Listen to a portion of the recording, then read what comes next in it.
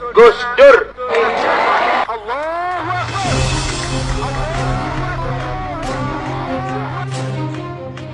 Kita punya kenangan buruk tentang sosok presiden yang diturunkan di tengah jalan, dikeluarkan paksa dari istana negara, dan kita tak mau itu terulang lagi.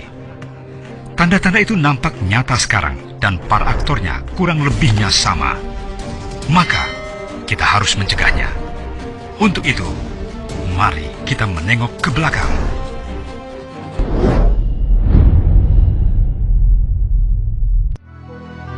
Pada Minggu 23 Juli 2001, 20 tahun lalu, secara resmi, MPR memakzulkan Presiden Abdurrahman Wahid dan menggantikannya dengan Megawati Soekarno Putri. Kelompok poros tengah yang sebelumnya menjegal Megawati yang menang pemilu 1999 justru mengangkat Gus Dur. Tapi kemudian poros tengah menurunkannya lagi dan memberikan kepada Megawati lagi. Pemakzulan Gus Dur didukung politisi Senayan, khususnya Partai Golkar, dibantu TNI dan Polri. Wahyu Muryadi, jurnalis senior yang dipercayai menjadi kepala Biro Protokol Istana Kepresidenan pada 1999 hingga 2001, menyatakan ada 4 kekuatan yang saling bekerja sama untuk menurunkan Gus Dur dari jabatan presiden. Pertama, kelompok yang kecewa karena kalah dalam pemilihan presiden. Kedua, sisa-sisa Orde Baru yang masih berkuasa. Ketiga, poros tengah yang tadinya menjadi sekutu Gus Dur menjadi presiden versus Megawati. Keempat, TNI yang tidak senang dengan supremasi sipil dan pemisahan dengan Polri yang diputuskan pada masa Presiden Wahid. Peletup tambahannya, pemecatan Jenderal Bimantoro sebagai Kapolri dan menggantikannya dengan Jenderal Khairuddin Ismail tanpa persetujuan DPR. Sejak saat itu, polisi terbelah sikapnya. Tulisnya dalam epilog buku Menjerat Gus Dur, Desember 2019 lalu. TNI bahkan menurunkan 40 ribuan tentara di Jakarta. Pasukan disiagakan dengan mengarahkan tank-tank moncong menghadap Istana Merdeka sebagai bentuk kekuasaan. Mereka berkongsi dan berperan penting dalam penjatuhan Gus Dur dengan Kabinet Persatuan Nasionalnya. Wahyu Muryadi mengungkapkan, beberapa hari sebelum Presiden Wahid lengser, beredar kisah transaksi dengan lawan politiknya. Gus Dur ditawari berkompromi. Setiap perombakan kabinet kudu diserahkan kepada partai politik.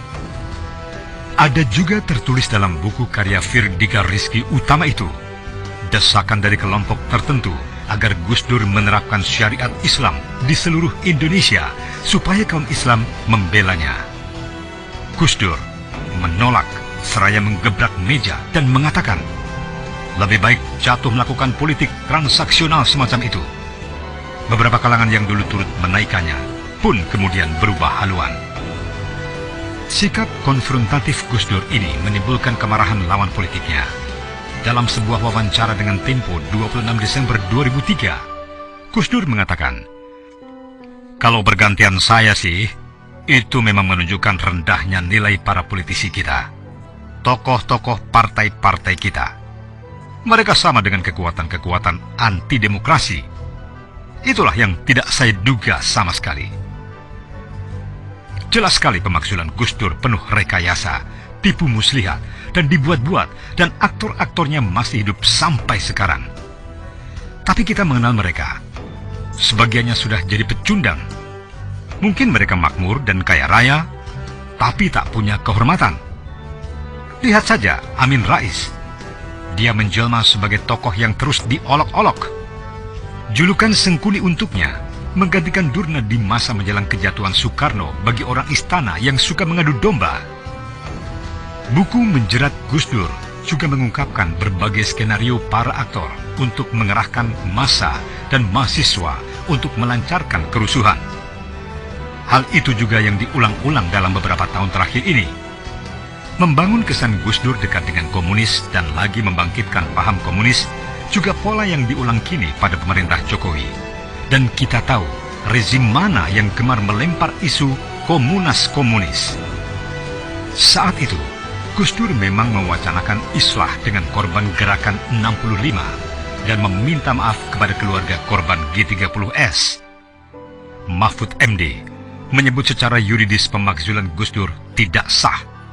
Selain 2 fraksi tidak hadir, juga sidang istimewa dipercepat menjadi 23 Juli dari rencana sebelumnya 1 Agustus 2001. Sebelum itu, Amin Rais sudah menyebut, sebentar lagi kita punya pemimpin baru. Pernyataan itu yang mendorong munculnya dekret pembubaran DPR dan Partai Golkar. Tapi Gus Dur tidak memperoleh dukungan dari politisi, juga TNI dan Polri. Presiden Abdurrahman Wahid menjadi Presiden RI memerintah dalam waktu yang sangat singkat, yakni 23 Oktober 1999 hingga 23 Juli 2001, saat mana dia dimakzulkan. Sejarah berulang dan aktornya masih sama. Kelompok yang kalah dalam pemilu, rezim Orde Baru, dan para aktor dan politisi petualang, mafia asing, kartel, jualan isu komunis juga. Sementara itu, putri sulung Gus Dur, Alisa Wahid, menceritakan betapa mencekamnya keadaan menjelang Gus Dur dilengsarkan. Alisa Wahid bahkan sempat diminta Gus Dur segera meninggalkan istana dan pulang ke Ciganjur, membawa serta ibu dan adik-adik. Info moncong panser sudah mengarah ke istana, sudah sampai ke telinganya. Keadaan sudah bahaya. Biar bapak hadapi sendiri saja di istana. Sebut Alisa Wahid menirukan apa yang dikatakan Gus Dur ketika itu. Namun, Alisa Wahid teringat kisah Bung Karno yang mesti menghadapi hari-hari terakhirnya sebagai presiden yang penuh keterasingan. Alisa Wahid tidak ingin kejadian serupa harus dialami juga oleh ayahnya itu. Karenanya, dia bertahan di istana mendampingi Gus Dur. Kata Gus Dur, beliau nggak bisa tenang kalau kami tetap ada di istana. Apalagi cucu pertama, bayi saya, baru berumur 40 hari, katanya. Tapi kisah Bung Karno menghantuinya. Makanya saya ngeyel, nangis tidak mau pergi, kata Alisa Wahid. Alisa Wahid terus membayangkan Bung Karno sendirian. Keluarganya sulit menjenguk, tidak terawat dengan baik. Saya tidak ingin itu terjadi pada Gus Dur.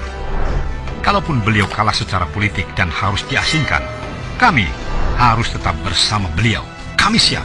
That's it. That's all. Pada akhirnya, apa yang ditakutkan Alisa Wahid tidak terjadi. Rakyat membanjiri istana bertekad melindungi Gus Dur. Lalu beliau umumkan akan keluar dari istana. Besoknya, ribuan rakyat menjemput dan mengawal beliau keluar lewat gerbang depan istana menuju panggung rakyat di Monas. Kalah politik, tetap bermartabat, kata Alisa. Sampai hari ini, Gus Dur tetap dipuja. Dalam masa pemerintahannya yang singkat, dia menorehkan tinta emas. Dia menghidupkan kembali perayaan Imlek yang dilarang sejak 1967, mengakui Konghucu sebagai agama, menanamkan wawasan kebangsaan di kalangan NU, menyebarkan Islam ramah dan pluralisme, menaikkan gaji PNS 100%. Sebagian warga NU menganggapnya sebagai wali. Kaum Tionghoa memuliakannya sebagai bapak pelindung. Tokoh-tokoh nasional dan non-muslim menempatkannya sebagai sosok pluralis. Sedangkan seniman dan budayawan menyukainya karena nyentrik dan humoris. Makamnya di komplek pesantren Tebu Ireng Jombang tak henti-henti didatangi peziarah hingga kini dimuliakan. Sedangkan para politisi yang memakzulkannya kehilangan martabat. Menjadi sengkuni, tokoh dunia pewayangan dikenal licik dan penjilat, dan perannya tetap seperti itu. Sampai sekarang, mereka terus mengupayakan menurunkan presiden di tengah jalan. Lilir, tandure wis semilir, tak ijo royo-royo, tak sangka kemanten anyar.